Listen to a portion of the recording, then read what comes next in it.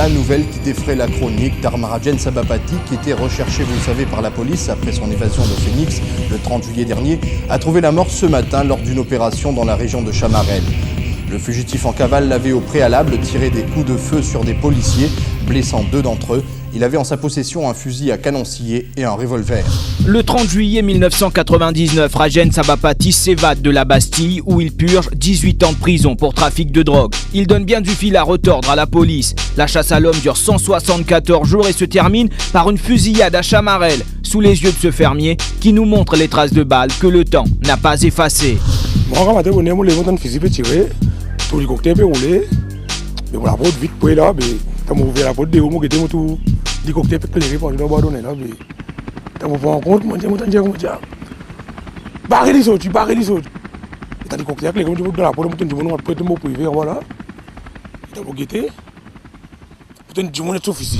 fait, la police surveillait le sujet depuis la veille au soir. Il était dans une maison inoccupée.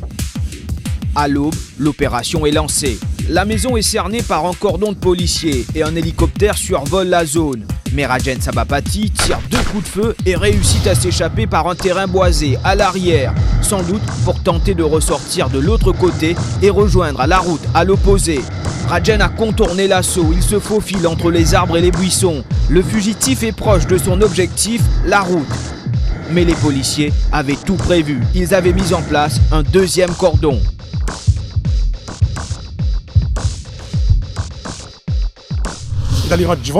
Bokal pe mal divon ke dans vite mais même temps que moi l'espèce saute le colta en même temps j'ai une belle barrage le colta même temps que moi saute le colta on a attaqué en place une virée retourner ben les retourner à l'équipe qui est là on a commencé à attaquer là il pas le temps ni pour tirer ni pour rien on a attaqué à l'équipe qui est là, belle l'équipe net ça. Après 174 jours de cavale, Rajen Sabapati tombe aux mains des policiers, mais sa cavale lui a été fatale.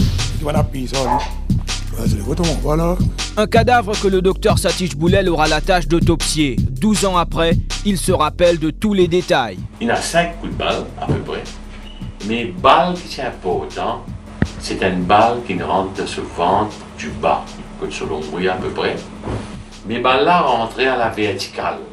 À la verticale veut dire que la balle là rentrait, ça veut dire une dimoune qui en bas peut un coup de balle ou pour passer à la verticale. Trajectoire là, la balle là rentre devant, d'une façon à un angle, il traverse, il rentre dans le poumon, il rentre dans les foies pardon, avant, après il y a le poumon, il bat les côtes, il sortit ou il loge. C'était ça balle là, en fait, qui nuit.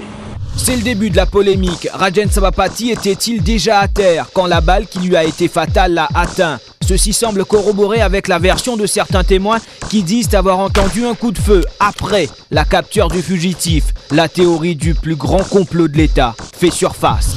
La manière dont Rajen Sabapati est tué, pour moi, pensée, c'est un cas clairement qui tue quand il est capable d'éviter de tuer. Nous cherchons la vie, comment on appelle ça, comment un cannibale. Quand l'État tue un petit qui est capable d'éviter de tuer, nous sommes capables de causer un crime de l'État, une forme d'assassinat. Assassinat, grand banditisme, braquage, évasion, ils disparaissent des pages faits divers des journaux aussi vite qu'ils ont apparu, au risque d'oublier les drames qu'ils referment, les mystères qu'ils cachent et les vérités jamais dévoilées.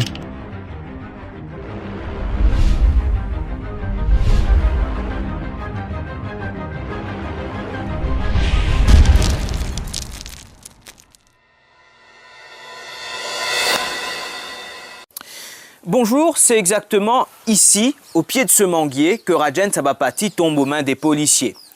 Mais pourquoi la mort d'un criminel fait-elle surgir la thèse de complot de l'État? Qui est donc cet homme pour que sa mort, alors qu'il est en cavale, jette un semblant de discrédit sur les plus puissantes autorités du pays? Son histoire se termine ici, à Chamarel, mais elle commence très loin de là, à Rosil. Rosil, c'est la ville natale de Rajen Sabapati, la ville où l'enfant originaire de la banlieue de Sainte-Anne fait aussi ses premiers pas dans le culturisme. Sur ces photos, Rajen Sabapati est au sommet de sa gloire. Son corps a été sculpté par les dieux grecs, disent les journaux quand le culturiste termine 7e du prestigieux concours Mr Universe. Les titres de Mr Mauritius, on ne les compte pas. C'est à l'âge de 12 ans que Rajen confie à sa mère qu'il veut être culturiste. Les petits, tu sais, ils sont pas obéis. Parents, sur l'école, apprendre un peu, là-dedans, ils sont contents. Tout le temps, maman est content, tout va faire barbel. J'ai tout fait là. Quand la vie, elle a dit non, c'est plus content dans la vie. Et il continue à faire beaucoup d'efforts. Le 14 ans même, il ne prend pas. 14 ans, il ne prend pas sur les compétitions. Oui, compétition. On a assisté à tout ce concours. Il fait Gold Gymnase, tout ça. Classe, on fait beaucoup pour lui. Prépare ce manger, prépare tout ce qui est chose, pour les capables d'entraîner. Il n'est pas facile. C'est une fortifiant, beaucoup de dépenses pour faire un athlète. Il n'est pas facile, ça. C'est pas mal, il dépense beaucoup. Il investit beaucoup. Beaucoup. Un investissement qui ne tarde pas à porter ses fruits. Rajen survole les compétitions. Tout de suite, il gagne. Beaucoup d'en remporté. Entre-temps, le meilleur culturiste du pays se fait prof d'éducation physique au collège Paten et ouvre son gymnase. Aujourd'hui, voici ce qui reste de ce gymnase dont le succès avait pourtant été retentissant. Ici, au Gold Gym, on se faisait coacher par le meilleur culturiste du pays. Mais c'est aussi ici qu'éclate la première affaire de drogue de Rajen Sabapathy. Un véritable coup de tonnerre que nous raconte Kolo, le frère de Rajen. J'ai un garçon qui s'appelle M. Finis. Je travaille dans le gymnase avec Rajen ici même. Il résiste, il prend notre cotisation, il occupe le gymnase, il nettoie le gymnase. Un homme de confiance. Finalement, un beau jour, une unité là-dessus, mon coach, le tout garçon a galopé, al pas derrière, je galope derrière lui, je fouille lui, je gagne la drogue. Mais à l'époque-là, beaucoup de Tigans ici pas 6 papiers héroïne, des affaires comme ça. Je ne pense pas que là, je n'arrête de dire cause la vérité. Si tu n'as pas cause la vérité, tu peux fermer, tu pas la ciseau là. Finis affirme que c'est Rajen Sabapathy qui est le propriétaire de la drogue. Le culturiste est arrêté et condamné à 10 ans de prison. Mais au terme d'une longue bataille légale, il obtient l'acquittement à Londres, devant le Privy Council. La trêve, cependant, n'est que de courte durée. Peu de temps après, à l'aéroport de Plaisance, la police fouille les bagages d'un Indien qui débarque. Les douaniers découvrent une cargaison d'héroïne. Rostom Benke dit être la mule de Rajen Sabapathy. Le calvaire recommence pour l'ex-Mr Mauritius, mais cette fois, l'affaire prend une portée nationale. Jagdish Joypal, journaliste à Radio Plus, est un des doyens de la presse mauricienne. Il a été témoin du rapprochement entre Rajen Sabapathy et les politiciens. Dans la politique, à Maurice et dans beaucoup de pays, généralement, où il y a un gros bras qui finit de encadrer un candidat qui propose dans une élection générale. Rajen Sabapathy tient homme de Michael Glover. Oui, un homme de Michael Glover, pas comme un passeur, pas comme quelqu'un qui vit comme un trafiquant, mais le fait que Michael Glover, c'est ministre de la Jeunesse et des Sports, et Rajen Sabapathy, tu peux faire, tu engages lui et de manière très dynamique dans le sport, dans les activités sportives, avec la culture physique et surtout dans le concours que tu peux organiser et au Plaza à Rosil. Donc, il y a une association sportive entre Michael Glover, ministre de la Jeunesse et des Sports, et Rajen Sabapathy, un sportif. Alors, sa connexion-là, le fait qu'il commence là, et plus tard, Dimoun, finira dans l'allégation, côté associé et le ministre Glover, qui, donc, avec Rajen Sabapathy, comme s'il est concerné d'un trafic de drogue. C'est à l'époque-là, finira Miranda, finira Abdullah, donc c'est un nom qui est collé sur le dos du ministre Glover de l'époque, et malgré lui.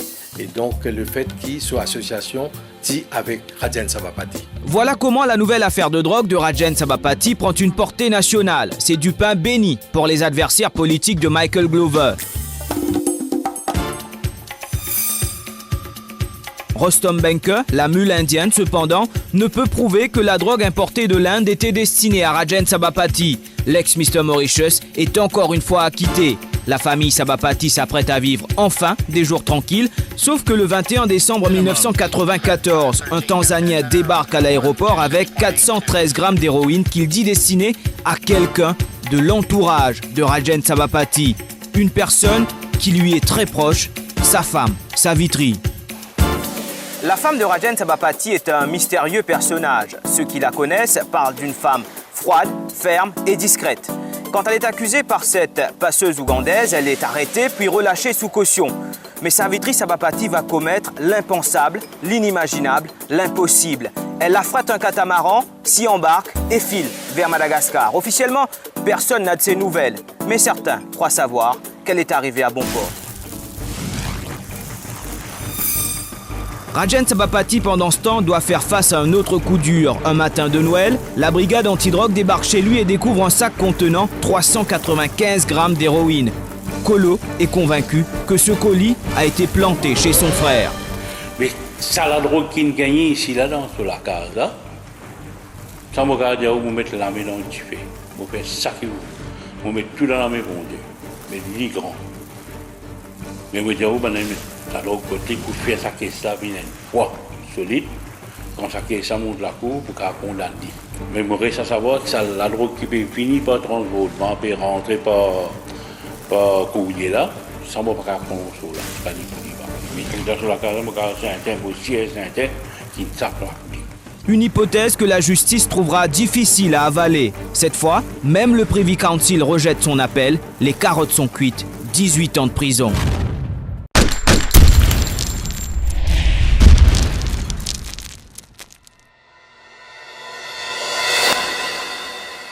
Voici la prison de la Bastille, à Phoenix, dans le centre du pays. Quand Rajen Sabapathy est condamné à 18 ans de prison, c'est ici qu'il est incarcéré. Mais peu de temps après, il va déjouer la sécurité de cette prison, pourtant réputée pour être la plus sûre.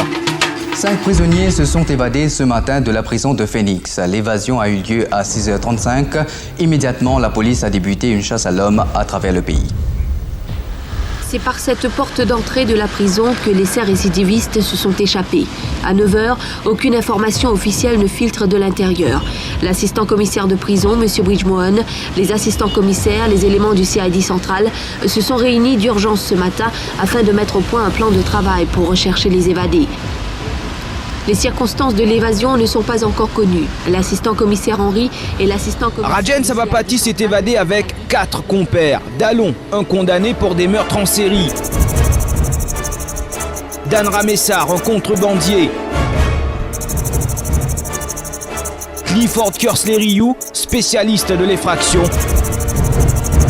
Et Tala Jagessar, condamné pour vol avec violence. Ce dernier, aujourd'hui reconverti en bon père de famille, nous reçoit chez lui pour nous raconter l'évasion du siècle. Mais Rajen, il déjà dans ce privilège, l'administration s'est donné ce privilège, sur radio, sur télévision. Mais il y a qui, comment dire, facilité que Rajen gagne, pour sauver la prison. Parce que Rajen était avant God. Avant God. Night à la case de fini logé comme matin. Normalement un détenu comme matin logé ban god relève qui bien logé ha et nan l'air mais avant god night à les autres fini logé. Comme ça c'est une certaine confiance au dit. Les là qui fait l'intrap god là de suite god à soi là. Ça a pu faire ouvert ban du monde qui vous sauver. Là nous mettons god en otage, là nous fait ouvrir la porte. Mais tu connais la veille toi? Moi, je connais la baie, ouais. La baie, je connais, ouais. Je me sauve. Je suppose, on va dire, moi, Rajen, à mes soeurs avec Dallon. Le temps nous sortis, c'est la clé de Rajen sur la main, le temps ouvert, sorti, peut ouvert. Et il y a un dit non, je ne peux pas aller. Parce qu'il y a qui ont des montres à moi, je peux sortir. Et je peux aller comme à Rio-M, il n'est pas supposé, il n'est pas comme ça. Quand il touche l'action, il peut dérouler un grand matin, il est ouvert ici, il peut aller. Comme je dis, un bus peut passer, il y a une place du bout, même là-dedans, il peut dire non, il peut aller dans le bus. Avec le garde qu'ils tiennent en otage, ils obtiennent l'ouverture des portes et celle de la grille centrale. Les 5 détenus filent ensuite dans cette direction et braquent une voiture arrêtée à 200 mètres d'ici à des feux. Il faut dire que le lieu géographique de cette prison joue en faveur des fugitifs. Nous sommes exactement dans le centre du pays, il y a des routes partout et d'ici on peut aller partout dans l'île. Donc, dans la panique qui s'ensuit, on ne sait pas où commencer les recherches. Une semaine après l'évasion de la Bastille, la police mauricienne est sur la brèche. Elle promet une forte somme d'argent à ceux qui aideront à capturer les fugitifs. Au 9e jour, Ryu se fait rattraper. Le 31 août, Talat, Dallon et Ramessar sont aperçus dans cette voiture à Rivière-du-Post. S'ensuit une course-poursuite, les policiers leur tirent dessus. Ramessar est atteint d'une balle à la colonne vertébrale. Il est capturé, tout comme Dallon. Talat, lui, arrive à s'enfuir, mais sera capturé 5 jours plus tard. Ryu, Dallon, Talat et Ramessar sont à nouveau sous les verrous. Un seul manque à l'appel, le cerveau de l'évasion, notre homme, Rajen Sabapathy. Beaucoup pensent que comme sa femme, il aurait déjà rejoint Madagascar. Ce que Rajen Sabapathy va personnellement réfuter. Il adresse une lettre manuscrite au journal 5+, une lettre postée à Rosil. Rajen dit vouloir régler des comptes avant de quitter le pays, mais il ne donnera plus signe de vie jusqu'au 13 janvier 2000. Ce jour-là, il fait irruption dans ce bureau où travaillent Yachil et Sabrina Ragavoudou, des entrepreneurs en construction. Il tire plusieurs coups de feu avant de s'enfuir. Le fugitif, semble-t-il, cherchait à récupérer de l'argent qu'il aurait prêté à ce couple. Cette spectaculaire apparition de Rajen Sabapathy après 3 mois de silence est un véritable coup de rappel à la police. Les recherches s'amplifient, les autorités sont à nouveau sur la brèche. Kolo tente de convaincre Rajen de se rendre à la police. Pour retourner dans la prison, pas de question. Ben, vraiment pas de question. Je parlais l'amour. Il n'y a pas de question de retourner dans la prison. Les filles essayé pendant ce cavale, quitte pays. Essayé. Je parlais d'aider là-dedans, je suis aidé moi. Indirectement aidé là-dedans. Je suis toute facilité pour aider. Je suis capable de faire. Je vais dire non. Je ne vais pas le faire. Quand Azozi ou dans Samarel, dans l'endroit que Rajen Filmoski ou a regret qui ou pas fini de l'y aller? Oui, ça m'a un grand regret. Au final, il n'y aura ni escapade vers Madagascar, ni retour en prison. Rajen Sabapathy est tué lors de l'opération Iron Rod.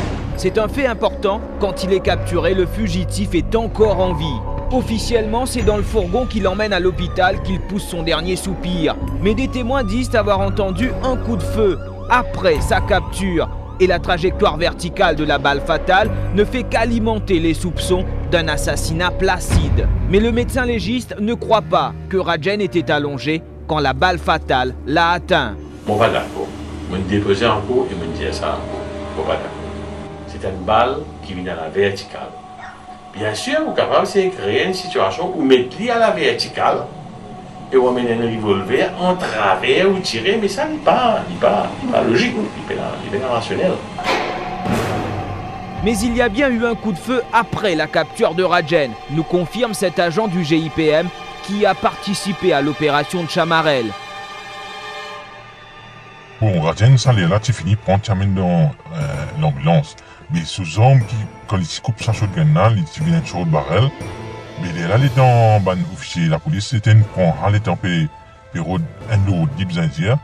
Il est là, il tient un coup de balle, ça là dedans. C'est des années encore, tous Rajen, c'est des amis encore tous pour tirer le monde. Je pas capable d'immobiliser lui au lieu qui comment dire je tire coup de balle lui. Non, mais lui, il tient un zombie, il tient un shotgun. Les barrels là, les coups de barrels là, ça tire à peu près un longueur, un pied et demi. Et il se peut tirer, parce qu'il tient beaucoup de balles avec lui. Et il tient un revolver avec lui. Sa place que tu as Rajen Sabapathy là, comment dire, il n'y a pas aucun cime sorti. Tu es capable, comment dire, bloquer pour l'autre façon? Non, il tient un cime sorti. Parce qu'il tient assez façon. Ce soir-là, la MBC diffuse de larges séquences d'images montrant les policiers blessés par balle lors de l'opération.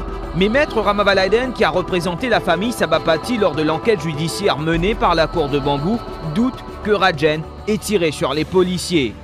Clairement, si Rajen Sabapathy tire le bon policier, ou bien connaît qu'à aucun moment, pas montré aucune balle qui tire dans la physique qui avec Rajen Sabapathy, qui servi. Mais deuxième, ce qui est clair et net, c'est que Sabapathy pas tiré à un moment, il gagne. C'est une allégation qui tient un revolver de cela. Qui aussi un revolver de cela. Mais ça, c'est bien simple, avec des swabs, tu swabs la mais là, et tu attends pour guetter si pas il y a une trace de poudre gunpowder dans l'année et le résultat est positif. Il y a une prise cross entre des différentes forces policières qui n'arrivent que les autres même et ensuite il tombe dans une toit côté ici sans armes et il est abattu. Et il y a aussi la thèse selon laquelle Rajen aurait glané certaines informations lors de son passage aux côtés des politiciens. Des informations qui auraient fait de lui un homme politiquement gênant. Je ne sais pas quoi qu'il y ait une ramification politique. Et il y a peut-être ce qu'on appelle un backdrop politique dans l'affaire. Mais politique même, je ne sais pas trop quoi. Je ne sais pas quoi qui finit là, c'est un monde qui a envie de régler compte. Ramavaladen demande l'institution d'une commission d'enquête présidée par un juge. La vérité, et rien que la vérité, c'est aussi ce que demande la mère de Rajen. Pour quelle raison et pour qui faire tuer nos enfants? Il ne peut pas mériter. Comment tu es capable de condamner ces enfants-là si elle a sa quantité de coups de balle à tuer? Parce que pour un parent, pour une souffrance, hein? Toute longue de la vie, moi, vous implorez. Toute longue de la vie. On reprend ces enfants-là.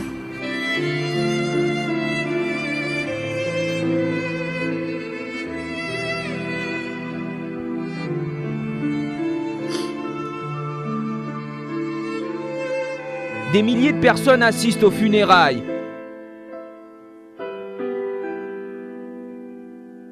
Le Premier ministre prononcera lui une phrase qui restera dans les annales de la politique.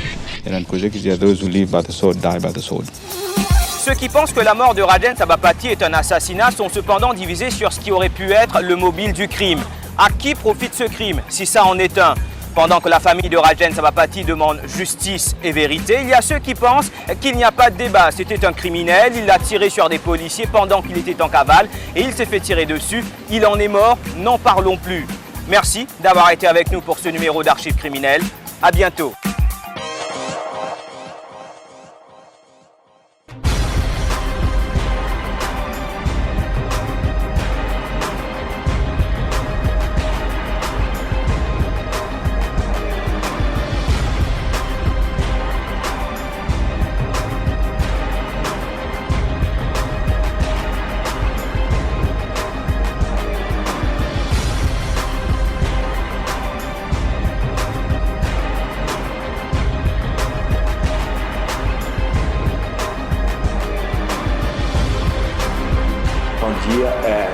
L'épée, fait rapport à l'épée, c'est une bonne phrase pour moi et le notre chèque.